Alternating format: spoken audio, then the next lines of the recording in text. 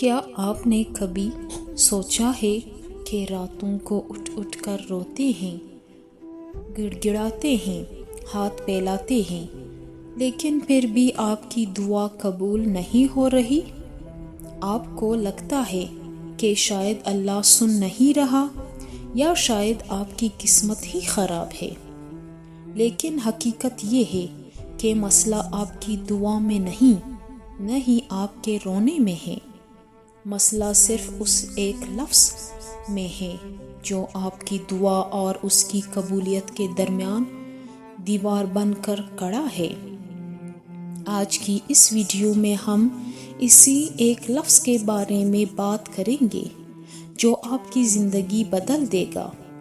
جب ہم دعا مانگتے ہیں تو ہماری زبان پر تو یہ اللہ ہوتا ہے، لیکن دل کے کسی کونے میں یہ وسوسہ ہوتا ہے کہ پتہ نہیں یہ کام ہوگا یا نہیں۔ ہم اللہ سے مانگ تو رہے ہوتے ہیں، لیکن ہمارا بھروسہ اسباب پر زیادہ ہوتا ہے۔ رسول اللہ صلی اللہ علیہ وآلہ وسلم نے فرمایا، اللہ سے اس حال میں دعا مانگو کہ تمہیں اس کی قبولیت کا پورا یقین ہو۔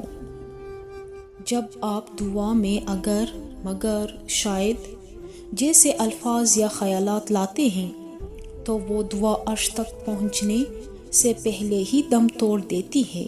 دعا صرف الفاظ کا نام نہیں، یہ اللہ پر کامل یقین کا نام ہے۔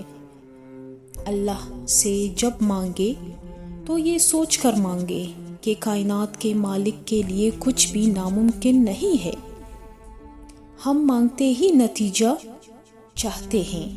یاد رکھیں، اللہ آپ کی دعا کو 3 طریقوں سے قبول کرتا ہے، یا تو فوراً دے دیتا ہے، یا اس کے بدلے کوئی بڑی مصیبت ٹال دیتا ہے، یا پھر اسے آخرت کے لیے ذخیرہ کر لیتا ہے۔